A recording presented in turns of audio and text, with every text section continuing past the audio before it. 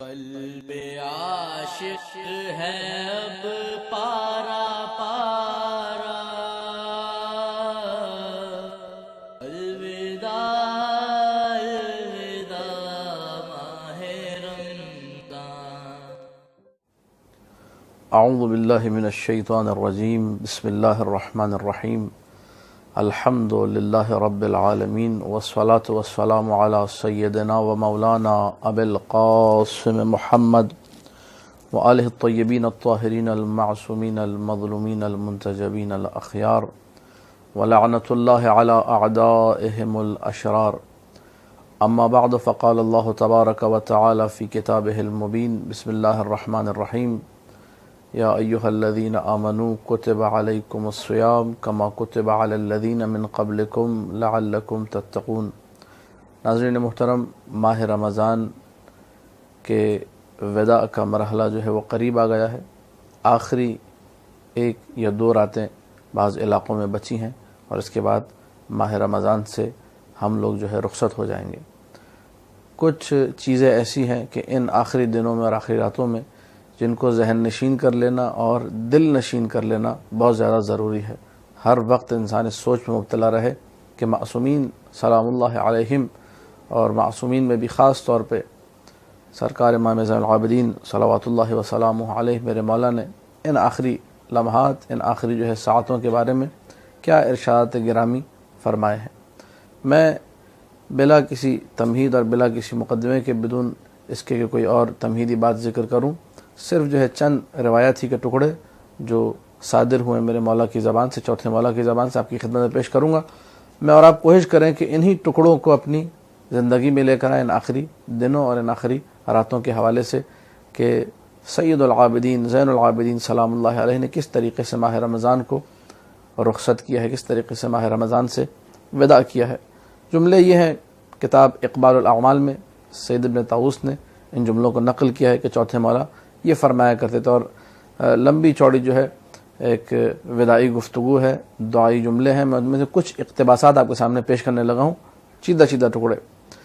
حمد، لمبی چوڑی حمد، اس کے بعد آخری جو ہم کے ٹکڑا آتے ہیں اس میں مولا فرماتے ہیں الحمدللہ الذی اعاننا علی صیام شہر رمضان۔ حمد اس اللہ کی ہے جس نے ہماری مدد کی کہ ہم لوگ ماہ رمضان کے روزے رکھ سکے۔ یہ اللہ کا کرم تھا کہ اس نے ہمیں توفیق دی کہ ہم لوگ یہ روزے رکھ پائیں۔ قیام میں ہی ماہ رمضان کی راتوں میں اٹھ کر ہم نے نماز شب پڑھی۔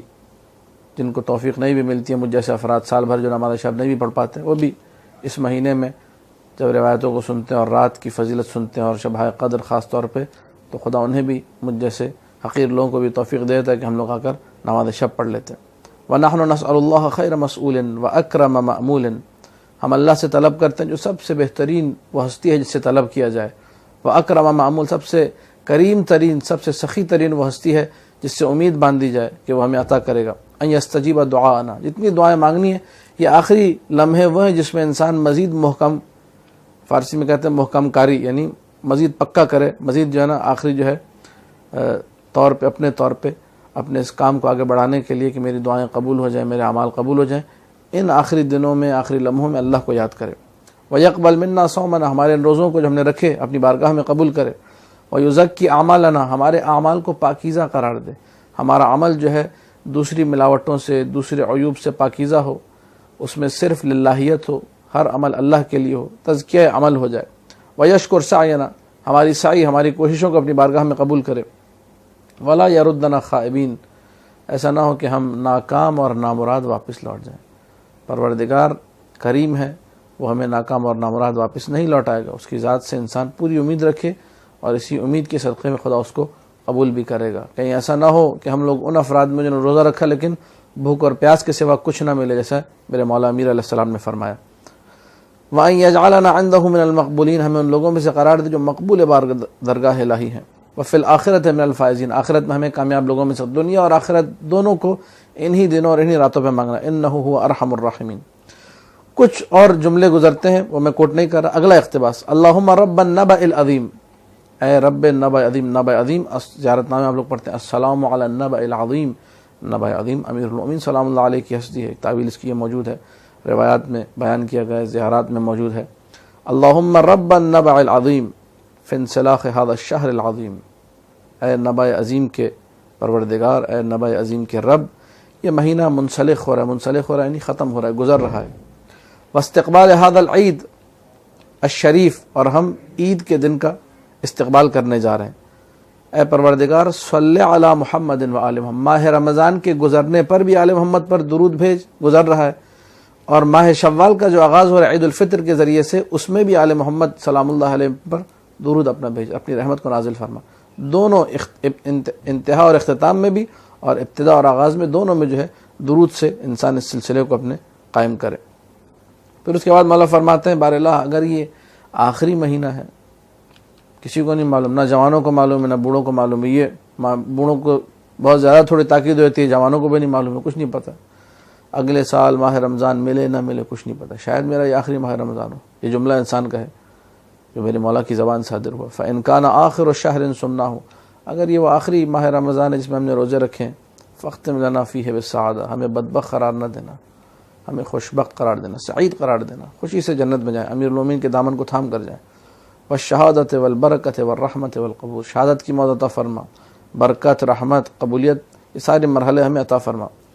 اس کے بعد مولا فرماتے ہیں اس ماہ رمضان کے شکریہ کے طور پہ، اگر مہینے کا شکریہ ادا کرنا ٹھیک ہوتا، فَلَوْ كَانَ يُقَالْ جَزَا اللَّهُ شَهْرًا، اگر یہ کہا جاتا کہ خدا اس مہینے کو جزائے خیر دے، لَقُلْنَا، تو ہم کہتے ضرور بضرور کہتے ہم، جزاک اللہ یا شہر رمضان عنا خیر الجزاء، اے رمضان کے مہینے خدا تجھے جزائے خیر دے، تو اتنا مقدس مہینہ تھا۔ یہ ایک مطلب ہے۔ دوسرا ہے کہ انسان ماہ رمضان کو الوداع کیسے کرے، جو معصومین سلام اللہ علیہم نے بتایا۔ وداع کے پھر مرحلے ہیں، جس نے جتنا اچھا ماہ رمضان گزارا ہے اس کا وداع بھی پھر ویسا ہی ہوگا۔ صادق آل محمد امام جعفر صادق علیہ السلام کا ارشاد گرامی ہے، جو کتاب وسائل الاشیاء میں موجود ہے۔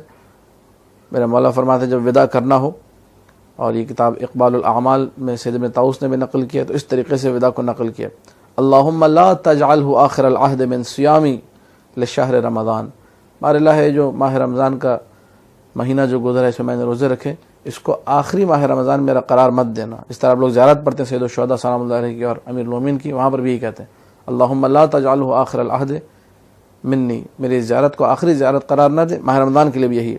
وَأَعُوذُ بِكَ، یہ بالکل آخری جو 2 راتیں اس کے بارے میں آپ کو ڈاؤٹ ہوتا ہے، پتہ نہیں شاید اگلے دن عید ہو جائے، ان 2 راتوں میں جملے آپ نے وداعی جملے کہنے ماہ رمضان کے لیے۔ وَأَعُوذُ بِكَ أَن يَطْلَعَ فَجْرُ هَذِهِ اللَّيْلَةِ إِلَّا قَدْ غَفَرْتَ لِي، اور میں پناہ مانگتا ہوں کہیں ایسا نہ ہو کہ فجر طلوع ہو اس رات کی اور میں بخشا نہ جاؤں، بار اللہ تو مجھے بخش دے۔ میرے مولا فرماتے ہیں جس نے یہ وداع کے جملے ادا کیے، یقیناً خداوند متعال پلٹ کر اس کی طرف آئے گا، اس کے تمام گناہوں کو بخش دے گا۔ صلی اللہ علی محمد و آلہ الطاہرین۔